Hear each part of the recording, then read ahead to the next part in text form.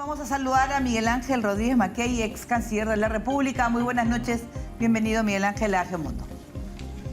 Paola, Jorge, buenas noches y muchas gracias por la invitación. Bueno, yo quisiera empezar que si realmente crees que estamos cerca a una tregua o a una segunda fase de las conversaciones con lo que está sucediendo en Israel con intensos bombardeos de ambas partes.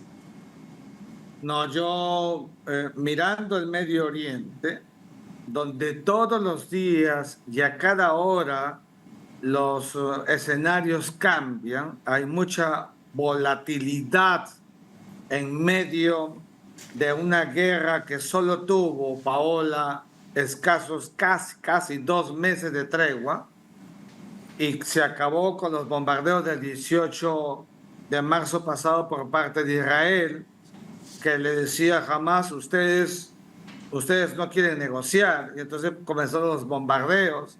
Entonces las negociaciones para continuar con la segunda fase de cambio de rehenes por presos, qué sé yo, todo eso lo veo todavía muy, pero muy lábil, muy endeble.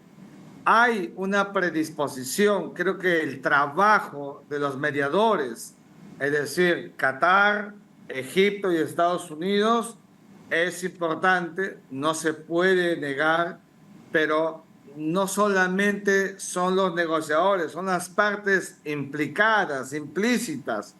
Es verdad también, como muy bien ya has dicho, que jamás acepta, bueno, Israel también tendrá que hacer lo propio porque no hay acuerdo unilateral posible. Esto es de dos.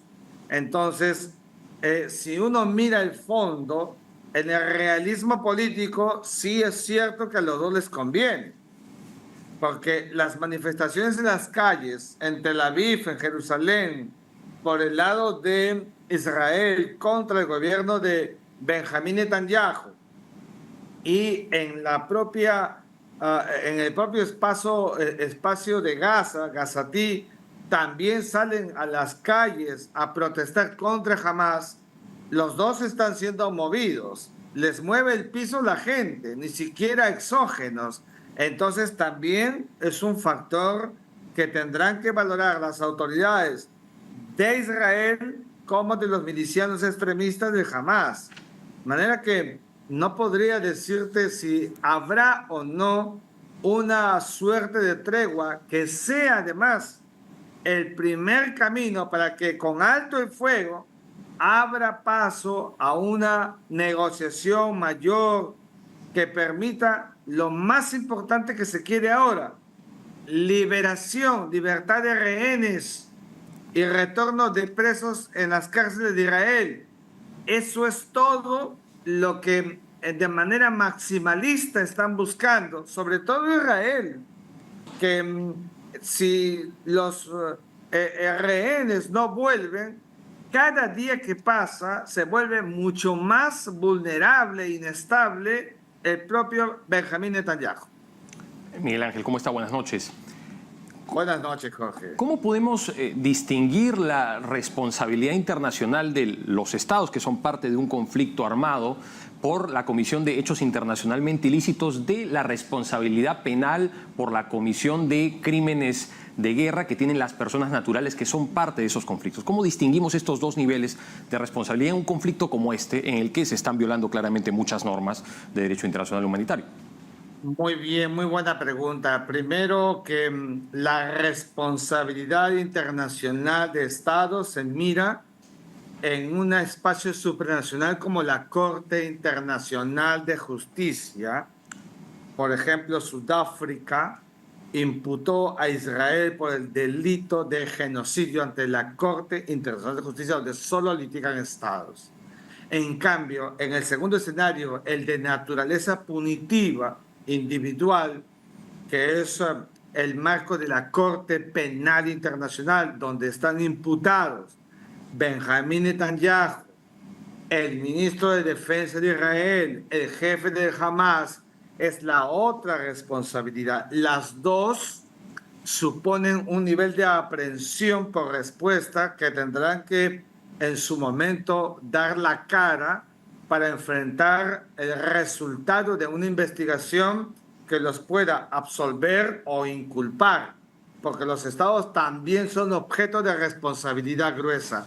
Y entonces, mirando lo que lo que está aconteciendo en Gaza, es evidente que en el marco de la responsabilidad individual, la Corte Penal Internacional, que es el espacio punitivo planetario, heredero de Tokio, de Nuremberg, y que surgió con el Estatuto de Roma en 1998, lo que tendrá que hacer es, mirando los 4 únicos delitos que establece la Corte Penal Internacional, es decir, crimen de guerra, genocidio, crimen de agresión o delito de lesa humanidad, cualquiera de los 4, que crean las condiciones de acuerdo a los humanos por raza, condición cultural, etcétera. Y lo que hemos visto más bien es crimen de guerra propiamente dicho, porque, por ejemplo, se bombardea un hospital donde hay civiles y los civiles son intangibles o exógenos a los actos de guerra, pero Israel lo hace.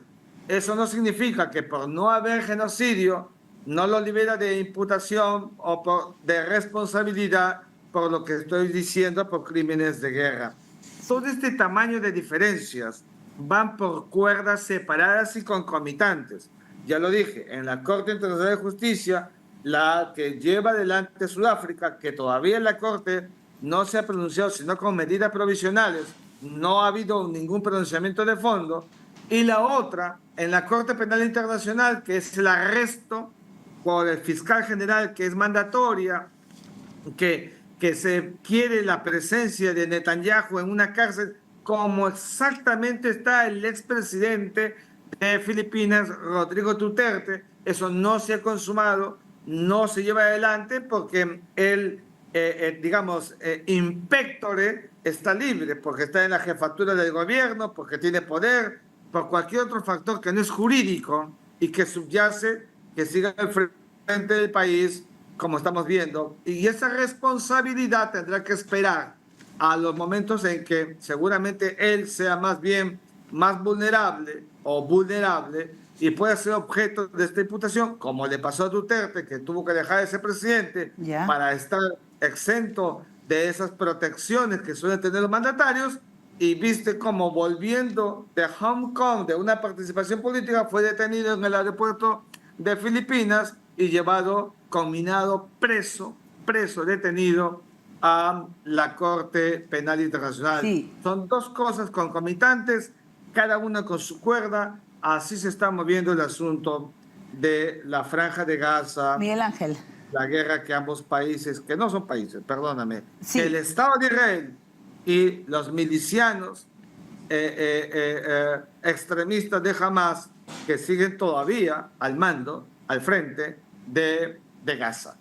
Claro, lo que pasa es que ahora están en las negociaciones en cuanto el número de rehenes que se podría entregar, que hablan de un número preciso. Israel no quiere. Ahora también Benjamín Netanyahu está enfrentando un problema interno, ¿no? Está lo que le llaman el Qatar Gate y la detención de 2 cercanos colaboradores. Benjamín Netanyahu está en una situación muy difícil, en los cuales tiene que tomar a la vez decisiones en el plano internacional. Sí, la situación de Benjamín Netanyahu en el frente interno está complicadísima. Ha perdido credibilidad. Cada vez que ataca, cada vez que impone la regla de la fuerza, es decir, gana popularidad sin rehenes. Con rehenes no gana nada. Con rehenes la gente sale a la calle y lo que le dice más bien es que no ataque, porque si no va a pasar lo que ya dijo Hamas. Si siguen bombardeando, no garantizamos la vida de los rehenes. Entonces, es absolutamente vulnerable. Y para salir al exterior, mira, hay todo un mapeo que él hace en su protocolo internacional, si acaso sale, ir a Estados Unidos, donde será el único espacio donde puede sentirse protegido por ahora. Pero yo lo veo muy complicado, muy difícil, su escenario internacional y el interno. Es un hombre que ha estado al frente del país casi 5 periodos. Es una suerte de halcón en la Knesset en Jerusalén. Entonces se ha ganado mucha, pero mucha animadversión política. Sus antiguos aliados, esos que tuvo en extensión del pasado, ya no cuentan. Y hay una imputación sobre él interna por corrupción, no olvidemos eso. Entonces, digámoslo, en términos políticos, Benjamín Netanyahu está muy desgastado, pero está al frente, apoyado políticamente por Donald Trump y por Estados Unidos, que no es poca cosa, por eso sigue al frente del país. Y precisamente digamos que la sostenibilidad de Netanyahu en el gobierno depende de esta coalición que tiene con la extrema derecha, que precisamente lo que no quiere es que haya una segunda fase en los acuerdos con Hamás. Pero quería consultarle con respecto a su opinión, con respecto a lo que está sucediendo en el Medio Oriente. Hemos visto ataques de los Estados Unidos sobre Yemen. El presidente Trump ha deslizado la posibilidad de que haya un ataque sobre Irán si se niega a aceptar las condiciones que Estados Unidos está demandando. Vemos la situación en Gaza, la tensa calma en el Líbano. ¿Cuál es su lectura sobre lo que está pasando en el Medio Oriente? A ver, eso es una muy buena pregunta. Yo hoy día en mi columna habitual en Expreso estaba comentando la situación de Irán. Recordemos que el propio Donald Trump fue el primero que se levantó de la mesa de negociaciones cuando se hizo entre los países miembros del Consejo de Seguridad más Alemania con Irán por el tema del programa nuclear.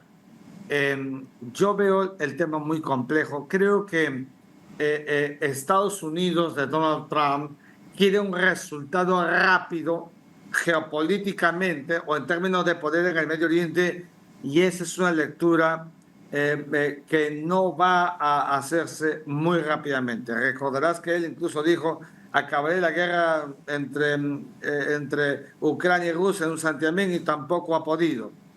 Creo que está buscando la performance de un Estados Unidos que quiere seguir imponiendo reglas a los países con los que, digamos, ha tenido cierta jefatura de control en el escenario del Medio Oriente, y estará esperando algún tipo de resultado. Cree él que la coacción, el uso de la fuerza o la coerción, la amenaza, le van a dar el resultado esperado.